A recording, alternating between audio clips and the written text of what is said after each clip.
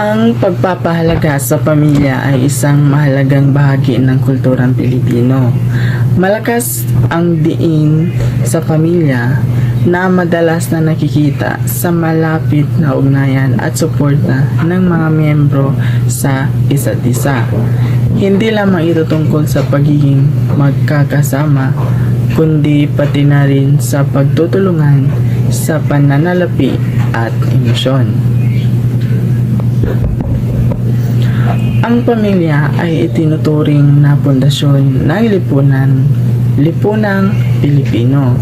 Ang mga desisyon at gawain ay madalas na umiikot sa kapakanan ng pamilya na nagpapakita ng kanilang pagiging mapagmahal at mapag-alaga. Ang pamilya ang sentro ng kanilang buhay at kanilang mga aksyon ay madalas na pinatnubayan ng pagnanais na protektahan at suportahan ang kanilang mga mahal sa buhay.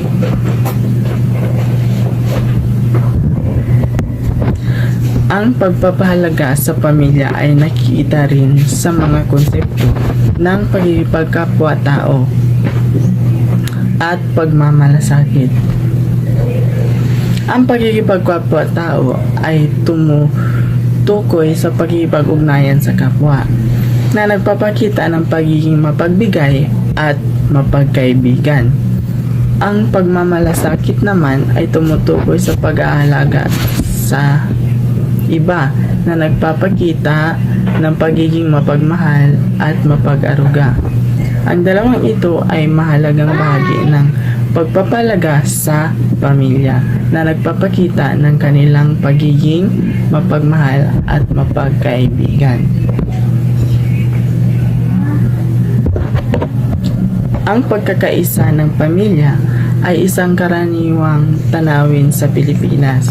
Madalas na nagkakatipon ang mga pamilya para sa pagkain, pagdiriwang at maging sa pang-araw-araw na gawain. Ang ganitong pagtipon-tipon ay nagpapakita ng kahalagahan ng pagkakaisa ng pamilya at ang kanilang pagnanais na magkasama at magtutulungan.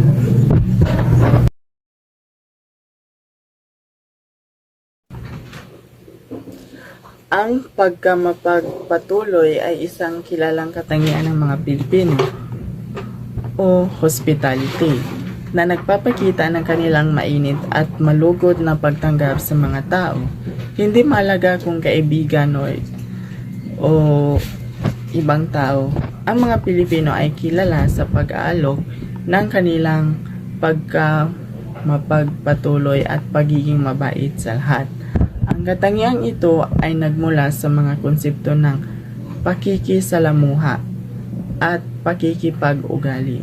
Ang pakikipagsalamuha ay tumutukoy sa pagiging palakaibigan at madaling lapitan, habang ang pakikipag-ugali ay tumutukoy sa pagiging magalang at maganda ang asal. Ang dalawang ito ay nagtutulungan upang makabuo ng isang kultura ng pagtanggap at pagiging mapagbigay sa mga bisita.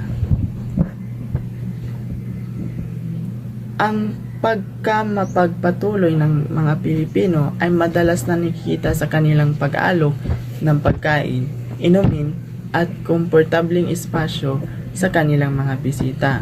Hindi mahalaga ang katayuan sa lipunan ng isang bisita, ang mga Pilipino ay laging handang mag-alok ng kanilang pinakamabuti sa kanila.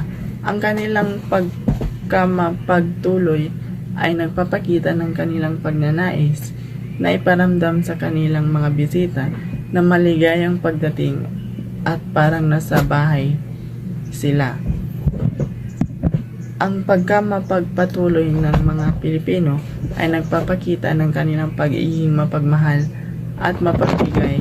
Ang kanilang pagnanais na iparamdam sa kanilang mga bisita na maligayang pagdating ay nagpapakita ng kanilang pagiging mapagkaibigan at mapag-aruga na nagbibigay ng isang mainit at malugod na kapaligiran para sa lahat.